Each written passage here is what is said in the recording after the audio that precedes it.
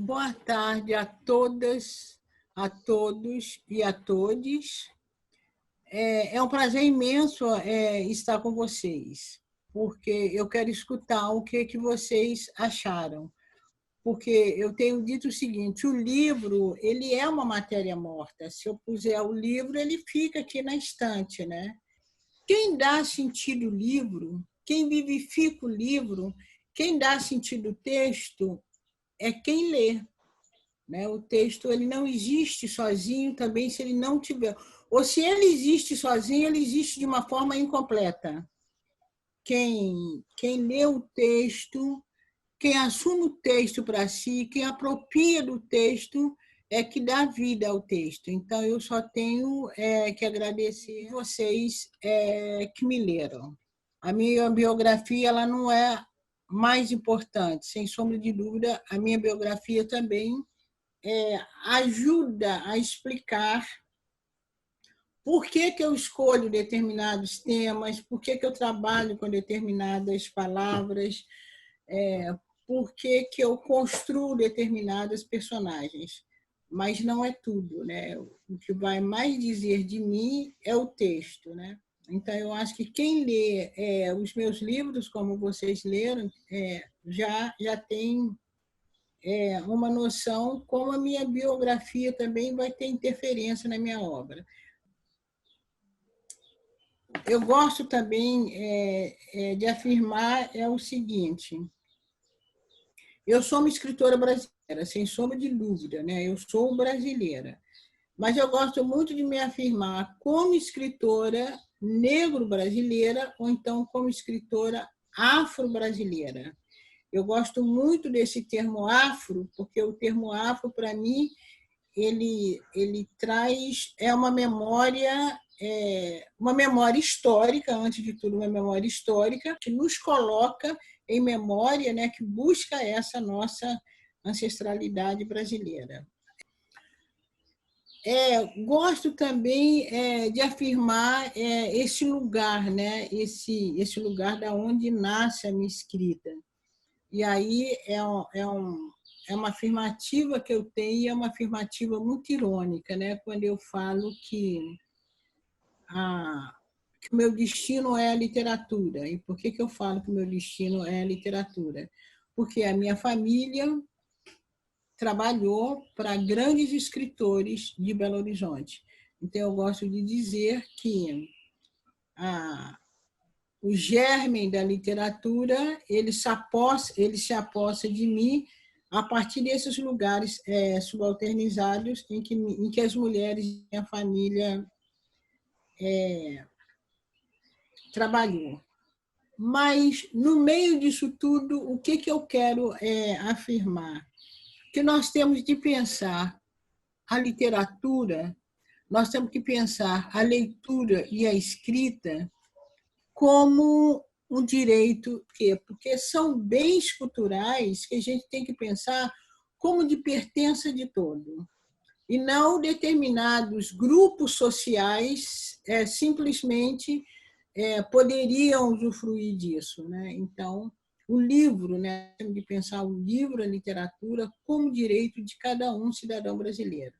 E também gosto de afirmar essa minha origem das classes populares, para a gente também quebrar com essa imagem de que o escritor e a escritora são sujeitos que têm que nascer na classe privilegiada. Mentira, porque se fosse assim, todo mundo que nascesse na classe privilegiada, todo mundo que frequentasse uma universidade seria escritor, escritora, seria um grande intelectual, seriam pensadores. Nada disso. Temos nos nossos meios, nas nossas famílias, nas nossas comunidades, valores e capacidades intensas que estão apenas esperando a oportunidade de se desenvolverem. Então, com certeza, no meio de vocês tem muito historiador, tem muito intelectual, tem muito escritor, escritora, e a gente, então, tomar conhecimento também dessas nossas possibilidades, né? E passar a buscar essa realização, pensando sempre no direito, né? Pensando sempre no direito que a gente tem. E aí é muito isso que eu quero dizer, e é muito isso, é essa consciência disso que me coloca hoje aqui para falar com vocês. Mas eu prefiro escutar, saber o que vocês acharam, o que vocês têm para perguntar. Eu queria ver alguém falando dos contos, do texto. Eu gostaria de falar. E temos, porque Menina, tem gente eu acho que é a querendo... Tayane queria falar alguma coisa. Sobre os contos mesmo. A Monique, no grupo que a gente tem, ela mandou sobre uma coisa que você junta muitos substantivos, e ela falou um específico, que é a escrevivência.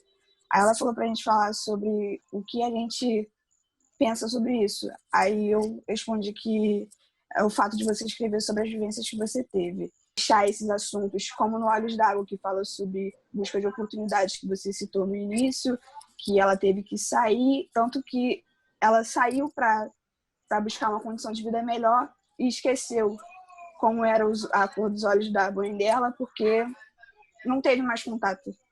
E também sobre o acho que é Maria, que teve um pré-julgamento em cima dela pelo fato dela conhecer o homem que a assaltou. Ou seja, essa história da escrevivência é uma coisa que é muito bom de ser abordada, e eu queria perguntar se dentro dos contos de Olhos d'Água teve algum conto que foi inspirado meio que 100% em alguma coisa que literalmente você viveu, assim. Era essa a minha pergunta. Quando eu falo de escrevivência, eu quero afirmar, sem sombra de dúvida, o que me inspira para escrever, o que inspira a minha ficção é uma vivência, que pode ser uma vivência particularizada, uma vivência minha, mas que, na maioria das vezes, é uma vivência muito mais coletiva. A escrevivência, e eu tenho refletido muito sobre isso, a escrevivência ela é uma forma de escrita que o tempo todo ela está buscando uma vivência coletiva. E aí, por isso que muitas vezes, né, quando as pessoas me perguntam, a escrevivência pode ser a escrita do eu, né? Eu digo, até certo ponto, sim. Mas depois a escrita do eu ela não dá conta, porque é uma escrita que é baseada muito na vida particularizada de uma pessoa. E eu quero marcar essa escrevivência como uma escrita que abarque também a vida de uma coletividade. E eu acho que a grande jogada é você transformar isso em ficção e transformar de uma forma sedutora, né? E aí essa forma sedutora vai ser através das palavras, né? É a maneira como você vai construir esse texto, as palavras que você vai usar, o ritmo da frase. E aí eu acho que já é mesmo o papel do escritor e da escritora que também se deixa sangrar, né? Queria perguntar, Conceição, Oi. Eles falando sobre o conto e tudo mais, eu pesquisei sobre assisti um vídeo da senhora dizendo sobre como é para a senhora escrever esses textos, né? Muitas das vezes a senhora escrevendo para e retoma depois de anos, né? Porque são contos muito tocantes, né? E para a gente que fomos ouvintes e leitores, já foi tocante. Eu queria saber como é que foi para a senhora escrever esses contos e quanto tempo levou, assim, o que a senhora sentia escrevendo cada conto, passando aquilo para a folha, como é que foi essa escrita da senhora, assim, esse sentimento, tudo isso, assim, como é que foi a construção? Olha, talvez um dos contos que eu tenha mais sofrido em Olhos d'Água foi Zaíta esqueceu de guardar os brinquedos, que é a menininha que morre no tiroteio. De lixão também foi muito doloroso escrever de lixão, né? E quando eu falo também de escrevivência, e que eu falo que eu aproveito muito, né, essa possibilidade de ficcionalizar, De lição nasce, eu estou sentada no Amarelinho, isso há muitos anos atrás, e um daqueles meninos que vende amendoim veio conversar comigo, e ele tinha brigado com o coleguinha dele, e o menino virou e falou: olha, eu vou matar o fulano, eu vou dar uma pedrada na cabeça dele que eu vou matar o fulano. Aí eu comecei a conversar com ele, mas por quê? E aí ele me contando que ele tinha brigado lá com o fulaninho. E me impressionou muito como um menino tão pequeno, ele deveria estar com uns 10 anos, dizia que eu vou matar o fulano, e ele falava aquilo com tanta raiva, né? Com tanto ódio. Então, de um menino vendendo amendoim, dizendo que ia matar o coleguinha dele, aí nasceu De Lixão, né? Eu acho que a possibilidade de ficcionalização é muito boa, porque você escuta uma coisa e pode criar outra totalmente diferente, né? Agora, são contos que, sem sombra de dúvida, né? Uma escrita que é preciso que a gente esteja muito sensibilizada com essa situação, porque senão você até inventa. Não estou falando que não estou falando que todo escritor ou que toda escritora precise disso, precise pensar sobre isso. Não é isso que eu estou dizendo.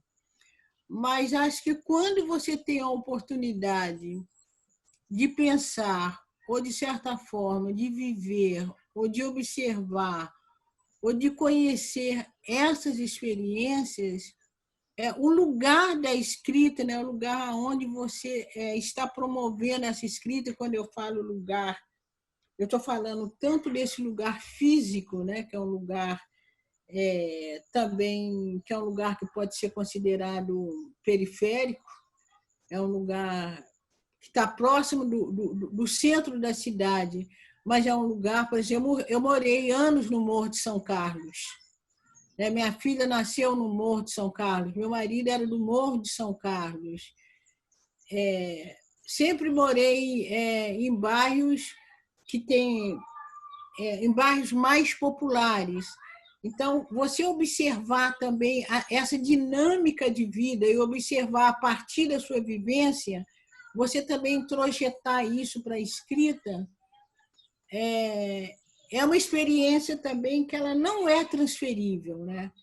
Ela não, você não aprende isso de uma hora para outra, e isso marca a minha escrita. Agora, eu às vezes fico meio encabulada, porque é uma escrita de dor, né? É uma escrita de dor, tem muita coisa dolorosa, mas eu queria também que fosse uma escrita de esperança. Então, é que teve um trecho do conto Olhos d'Água que me chamou muita atenção. Eu vou ler aqui e depois explicar porque me chamou muita atenção. Às vezes, no final da tarde, antes que a noite tomasse conta do tempo, ela se sentava na soleira da porta e juntas ficávamos contemplando as artes do céu. Umas viravam carneirinhos, outras cachorrinhos, algumas gigantes adormecidas, e havia aquelas que eram só nuvens e algodão doce.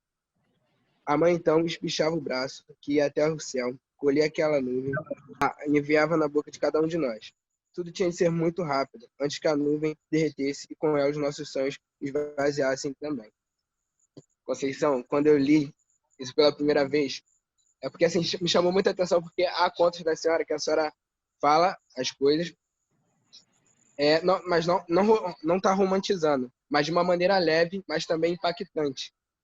Esse conto, esse trecho me chamou muita atenção por isso, porque assim, de alguma maneira tá leve esse trecho, mas quando eu li, acabei de ler até o final, meu coração disparou, de tão tocante que ficou, sabe? Que bom, Matheus. Muito obrigada por ter me lido. Vocês todos, muito obrigada por terem lido. Eu fico muito feliz de saber que eu tenho um público leitor jovem também, né? Porque eu tenho idade para ser até avó de muitos de vocês e, às vezes, até bisavó.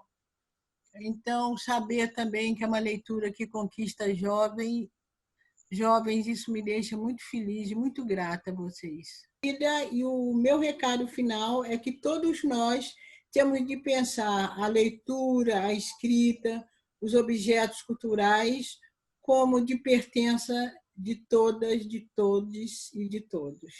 Um beijo, obrigada. Muito obrigada. Obrigada a todas e todos. Obrigada. Obrigada, muito obrigada. Um prazer. Obrigada. Obrigado, gente. Obrigado, Conceição. Beijo. Tchau, obrigado pela aula. Tchau, tchau.